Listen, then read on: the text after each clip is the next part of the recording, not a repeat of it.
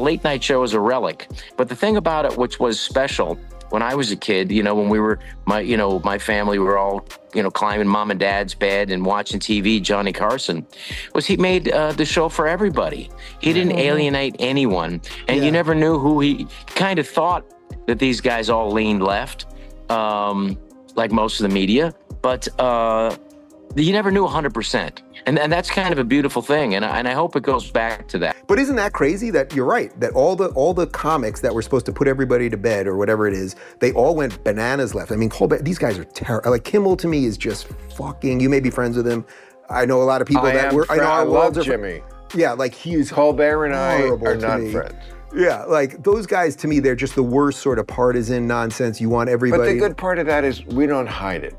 Like, he doesn't like me and I don't like him. And we don't deny it and we don't like it. No, but he's nothing. Colbert? Yeah, he's nothing. He's also very successful. No, but he's just giving the machine what it wants. Well, folks, the woke comedy empire just took another massive hit. Stephen Colbert, the patron saint of smug late-night liberalism, just got canned by CBS. And boy, did the reactions pour in. But no reaction landed quite as deliciously brutal as the legendary roast delivered by comedian Rob Schneider. And when Bill Maher stepped into the ring to finish the job, let's just say the fireworks were brighter than the 4th of July. You know late night shows, right? They used to be something special, something that brought families together. Picture this, it's late, you're just a kid, curled up in your parents' bed, glued to the flickering television. Johnny Carson appears on the screen, delivering punchlines smooth enough to charm everybody. Didn't matter if you leaned left, right, or sideways, Carson had a joke ready for everyone. Fast forward to today, and late night TV has lost its magic. Guys like Colbert and Kimmel aren't comics anymore. They're activists masquerading as comedians. Rob Schneider didn't pull punches when he called out Stephen Colbert specifically. According to Schneider, Colbert isn't funny. He's just giving the machine what it wants. Let's unpack that for a second because Schneider nailed it perfectly.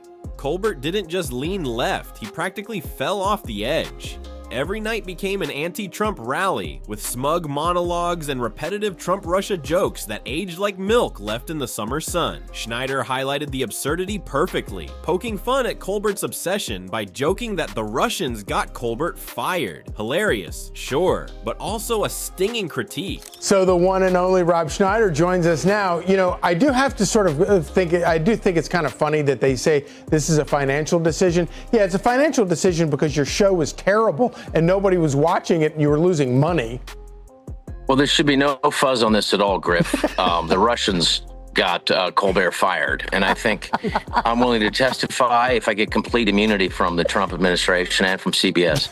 I'm willing to testify. Rob was essentially saying Colbert spent years pushing conspiracies, and now the paranoia he fueled is ironically turning against him. And honestly, isn't it true? Colbert turned his show into a perpetual impeachment rally, ignoring the diversity of thought that Johnny Carson celebrated. By playing only to the far-left audience, he alienated conservatives, moderates, and even traditional liberals who were tired of the never-ending political sermons. Schneider summed it up perfectly. Colbert cut the pie of his audience in half by pushing away everyone who disagreed with him politically. Then, to make matters worse, he had to split what little audience he had left with Jimmy Kimmel and Jimmy Fallon. No wonder CBS couldn't justify keeping him around. It wasn't some mysterious financial decision. It was straightforward math. No viewers, no advertisers, no show. Here's what happens. Like, Colbert already cut the pie. It's a pizza. He already cut it in half. His potential audience, he cut it in half with it just by cutting out all conservatives at all, not caring about, the 47 states that may have a different opinion than the Democratic Party of open borders and women have junk between their legs. We have to, and so he had half the pie already gone, and then he has to divide that pizza in 3 slices with Jimmy Kimmel and Jimmy Fallon, and then so he's working for a third of a piece of pie, and that's just. It's not going to pay the bills. They have 200 employees, and frankly, I have more people will watch this on Twitter than for his advertising group that everybody on TV seems to still think is important. That 18 to 35 group. Rob Schneider joked that if Elizabeth Warren wanted to complain about Colbert getting fired for political reasons, maybe she should start funding the failing show herself by cutting back on her infamous private jet travel. Ouch. What's interesting is these Democrat politicians like Elizabeth Warren, a few others, have come out and made statements in defense of Stephen Colbert saying, hey, you fired him for political reasons. I know that you're an outspoken conservative. I imagine there are some jobs maybe that you were passed over for because of your views? I just want to say, if Elizabeth Warren wants to pick up the tab for what CBS has been losing, just take away from her private jets, and she could put it towards Stephen Colbert's salary. I mean, yes, I mean, it's a lot tougher for, I love it when I and other, conservative comedians get accused of grifting off the right. Well, there's a lot more grift, as we've noticed, at the U.S. aid from the Democrats. As I sit here in Boston and outdoors, not paying for a room to rent to do this interview. Talk about hitting the elites right where it hurts. Their hypocrisy. You know it's bad when even a Hollywood liberal like Bill Maher chimes in to say, hey, you're messing up. Maher, despite his political leanings, has often called out the left for their absurdities. And here, he made one thing crystal clear. Colbert allowed emotions to cloud his comedy. Remember when comedy used to be about laughter, fun, and unity? Bill Maher does, and he's not alone in missing those days. Here's the real kicker. Late night comedy wasn't supposed to be partisan warfare. It used to be a bridge, not a wall. It was a space to laugh at absurdity wherever you found it, not just in one political party. The late night show is a relic, but the thing about it, which was special when I was a kid, when we were, my family, we were all, climbing mom and dad's bed and watching TV, Johnny Carson, was he made the show for everybody.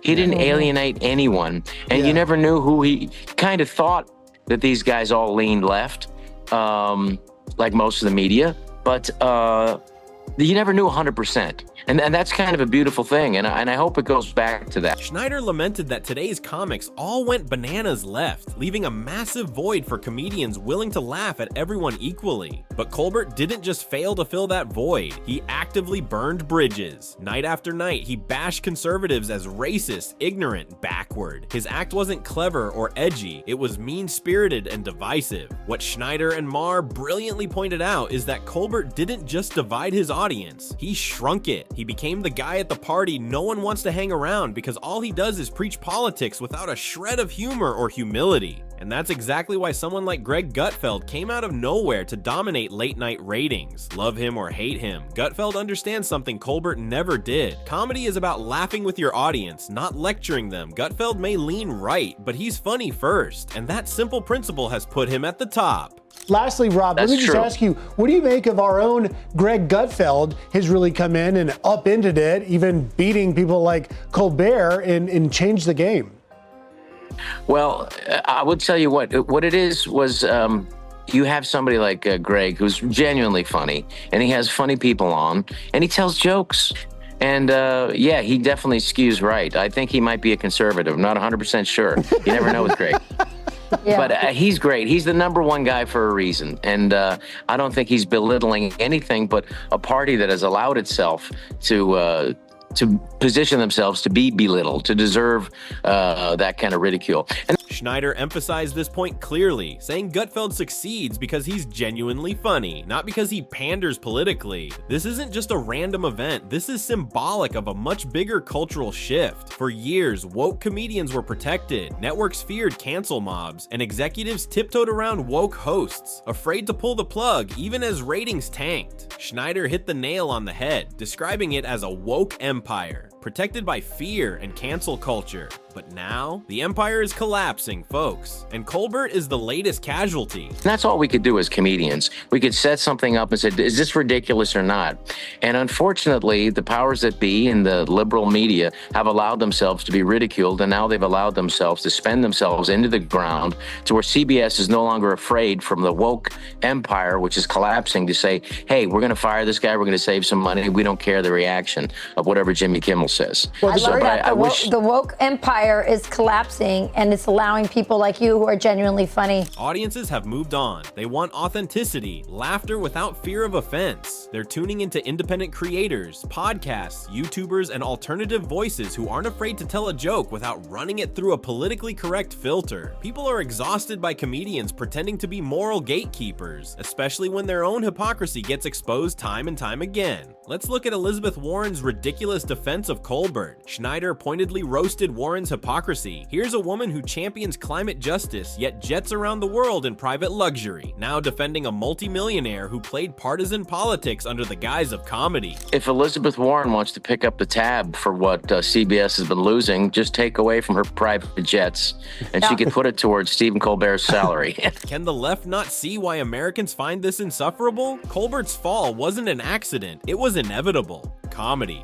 real comedy, challenges everyone. It doesn't cater exclusively to one group pandering for applause and validation. Johnny Carson understood that. Greg Gutfeld understands it now. But Colbert, he missed the memo entirely. He treated his audience like political subjects rather than fellow Americans looking for a laugh at the end of a long day. And Rob Schneider wasn't afraid to point out that CBS finally realized this woke gamble wasn't paying off. Colbert's failing ratings weren't just a number, they were a symptom of a deeper rot. The rot of comedy turned propaganda. CBS finally found the courage to say, enough. They stopped being afraid of backlash from Twitter mobs or woke celebs like Jimmy Kimmel. They made a business decision, not a political one. If your comedy show isn't funny, guess what? You lose your job. Shocking, right? Let's not cry too hard for Colbert, though. As Rob Schneider hilariously pointed out, Colbert is still sitting pretty with $100 million. But the issue isn't money, it's relevance. Steve Colbert, I think he's going to land on his feet. I feel terrible. He only has $100 million to do it,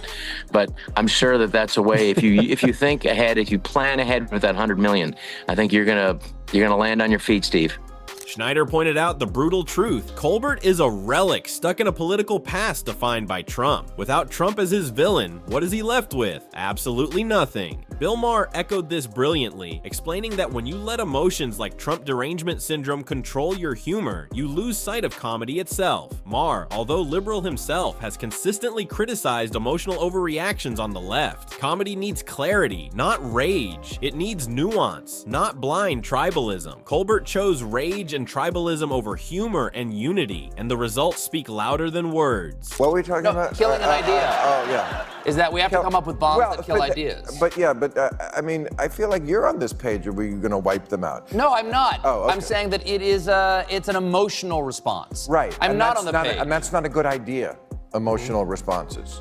Maher gave Colbert the harshest advice yet. Stop chasing revenge and start writing actual jokes. Because late night comedy can't survive as an echo chamber for the angry left. Audiences crave laughter, not lectures. And until Colbert learns this, he'll remain irrelevant no matter how many millions he has stored away. So here's the question for you, my friends. Is there any hope left for Stephen Colbert? Can he bounce back? Or is this finally the end of his woke empire? Maybe he'll launch a podcast or land some Netflix gig. But will his old audience even care? He's burned bridges with half the country, and the other half is quickly losing interest. Without humility, without authenticity, what chance does he really have? The lesson from Rob Schneider and Bill Maher is simple yet profound. Comedy cannot thrive when it's driven by division and bitterness. Comedy needs room to breathe, room to laugh at the absurdity of life from every angle, not just one. So if you're sick of late night lectures disguised as humor, if you're craving genuine laughter again, smash that like button, hit subscribe, and leave a comment below. Tell us what you think. Is this the final chapter for Stephen Colbert's woke comedy saga, or does he have one more act left? Stay tuned, because you know we're just getting started.